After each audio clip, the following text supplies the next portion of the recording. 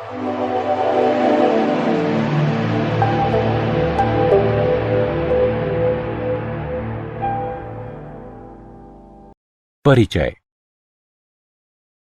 आज मैं बहुत खुश हूं क्योंकि मेरी चाची जी ने एक लड़की को जन्म दिया है। ये तो बहुत अच्छी बात है। लेकिन मेरे चाचा जी खुश नहीं थे क्योंकि वह एक लड़का चाहते थे। वह इसके लिए खुद को दोष दे रहे थे। लेकिन वह ऐसा क्यों कर रहे थे? वास्तव में एक लड़की को जन्म देने के लिए केवल मां ही जिम्मेदार नहीं होती है, बल्कि यह पिता के जीन पर निर्भर करता है, जो वास्तव में बच्चे के लिंग का निर्धारण करते हैं। मुझे आपको इस क्रियाविधि को विस्तार से समझाने दें।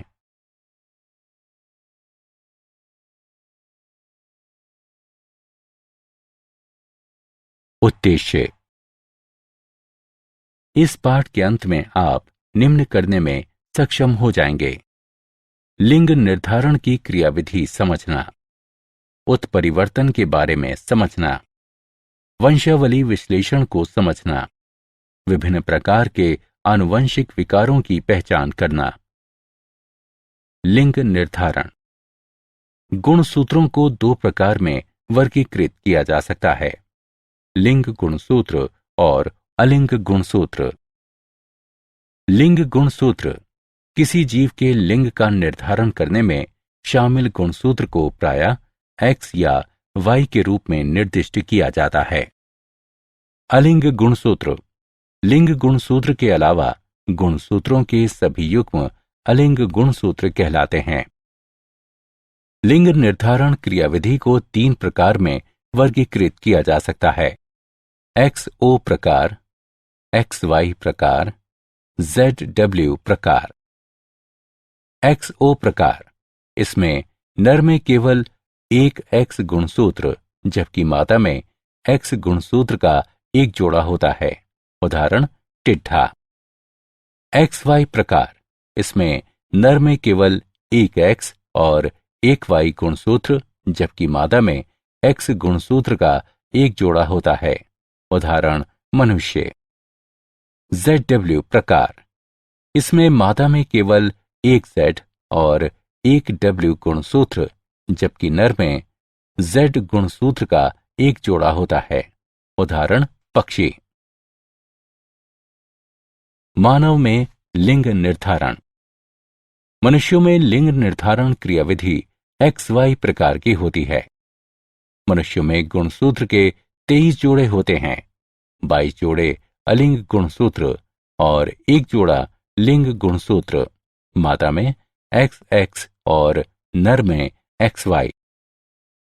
शुक्राणु के साथ अंडाणु के निषेचन के दौरान दो प्रकार के युग्मक बन सकते हैं।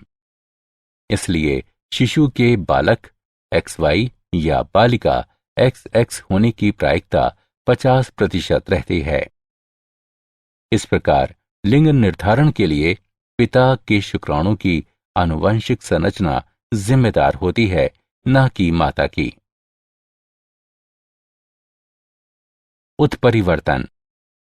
संतति में भिन्नताएं निम्न कारणों से पाई जा सकती हैं: गुणसूत्रों के विनिमय के बाद पुनर्योजन और उत्परिवर्तन। उत्परिवर्तन। उत्परिवर्तन एक घटना है जिससे DNA अनुक्रम में फेरबदल हो जाता है और फलस्वरूप जीव के जीनोटाइप तथा फिनोटाइप में परिवर्तन हो जाता है। उत्परिवर्तनजन कारक जो उत्परिवर्तन में शामिल होते हैं उत्परिवर्तनजन कहलाते हैं।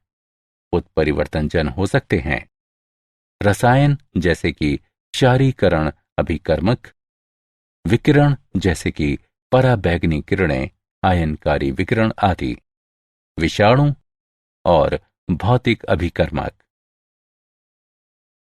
उत्परिवर्तन के प्रकार। उत्परिवर्तन को निम्न प्रकार में वर्गीकृत किया जा सकता है: लोप। लोप DNA से एक या अनेक न्यूक्लियोटाइडों को हटाता है। अंतर्वेशन यानी अनुलिपीकरण। अंतर्वेशन एक या कई अतिरिक्त न्यूक्लियोटाइडों को DNA में जोड़ता है। बिंदु उत्परिवर्तन। ये वो उत्परिवर्तन हैं जो डीएनए के एकल क्षार युग्म में परिवर्तन के कारण उत्पन्न होते हैं।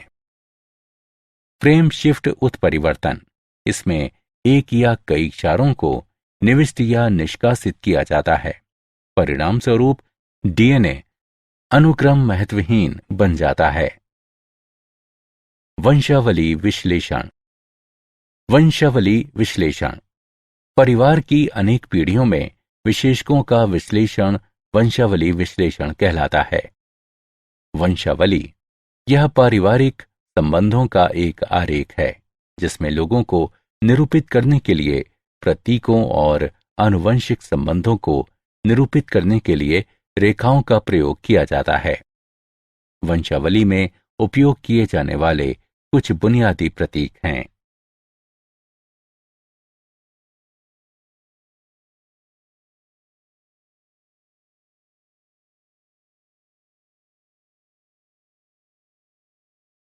आनुवंशिक विकार। आनुवंशिक विकार एक अवस्था है जो व्यक्ति के डीएनए में विकृति के कारण उत्पन्न होती है।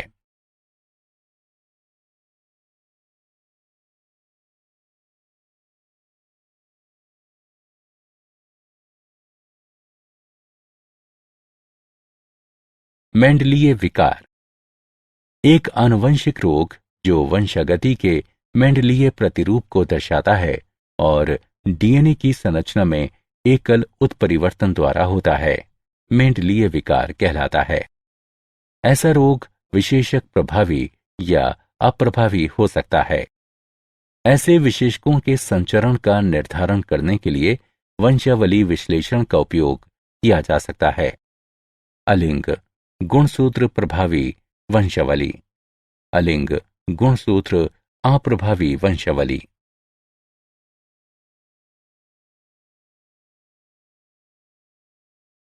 मेंडलीय विकार सबसे सामान्य मेंडलीय विकारों में से कुछ हैं हीमोफीलिया, सिस्टिक फाइब्रोसिस यानी पुटीय तंतुम्यता, दात्र कोशिका अरक्तता, वर्णआंधता और फिनाइल कीटोन्यूरिया।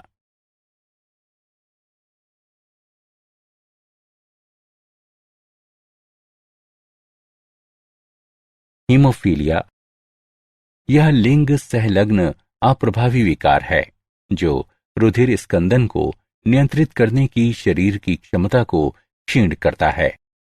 यह कुछ स्कंदन कारकों की कमी के कारण होता है। इस विशेषक का संचार वाहक मादाओं से अप्रभावित नर संतति में होता है।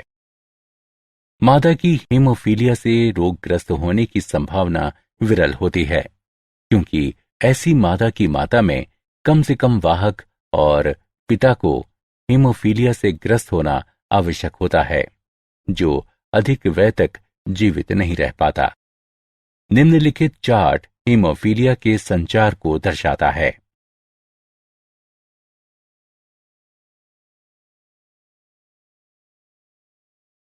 सिस्टिक फाइब्रोसिस यानी पुटीय तंतुम्यता।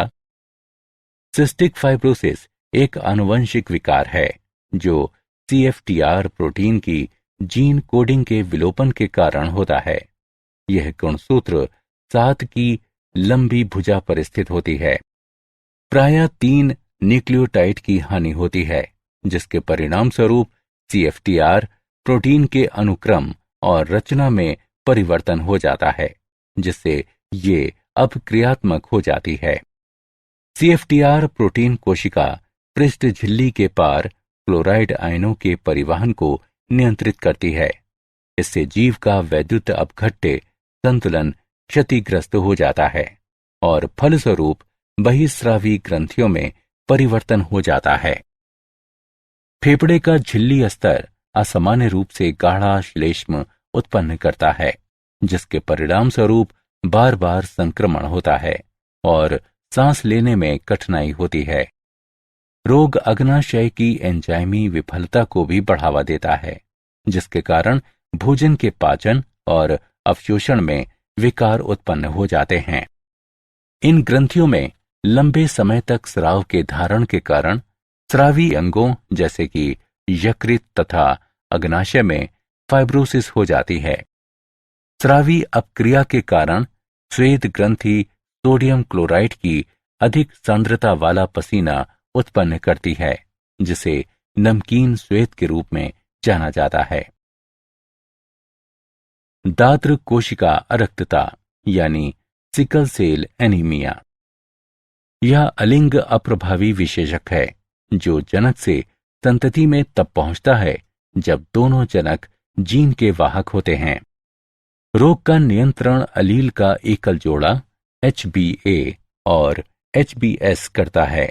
Hb की घात S के लिए केवल समयुग्मजीव व्यक्ति ही रोगग्रस्त फिनोटाइप दर्शाते हैं। इस विकार का कारण हीमोग्लोबिन की बीटा श्रृंखला की छठी स्थिति पर स्थित वैलीन द्वारा ग्लूटेमिक अम्ल का प्रतिस्थापन है। इस प्रकार आरबीसी का आकार बदलकर लंबा दात्राकार हो जाता है।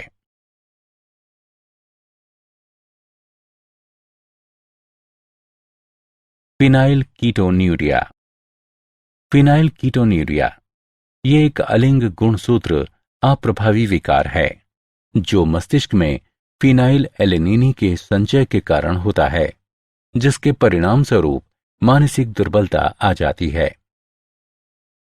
क्रोमोसोमीय विकार। ये विकार एक या अधिक गुणसूत्रों की अनुपस्थिति या अधिकता या असामान्य विन्यास के कारण उत्पन्न होते हैं। ऐसे विकार हो सकते हैं असुगुणिता, एनियोप्लोइडी, कोशिका विभाजन चक्र के दौरान क्रोमेटिड के विसंयोजन की विफलता के कारण एक क्रोमोसोम की अधिकता या हानि हो जाती है। इसे एनियोप्लोइडी कहते हैं। बहुगुणिता। बहुगुणिता एक अवस्था है जो तब पाई जाती है जब अंत्यावस्था के बाद कोशिका द्रव्य विभाजन नहीं होता है, जिसके परिणाम स्वरूप क्रोमोसोम के पूरे सेट में वृद्धि हो जाती है। ट्राइसोमी। क्रोमोसोम की एक अतिरिक्त प्रति ट्राइसोमी यानी त्रिसूत्रता कहलाती है।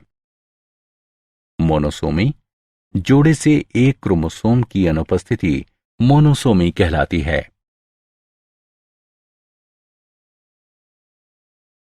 क्रोमोसोमीय विकार।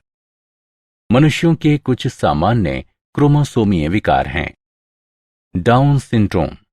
ये क्रोमोसोम संख्या 21 की ट्राइसोमी के कारण होता है। Klinefelter syndrome.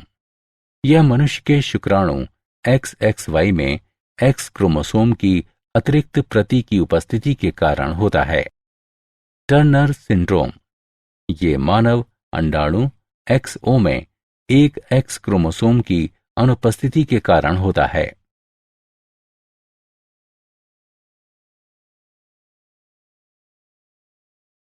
क्या आप जानते हैं डार्नेज अल्फा एक औषधि है जो एक अमेरिकी जैव प्रौद्योगिकी फर्म द्वारा सह रूपांतरण से तैयार की गई है। ये सिस्टिक फाइब्रोसिस, एक मेंडलीय आनुवंशिक विकार के उपचार में मदद करती है।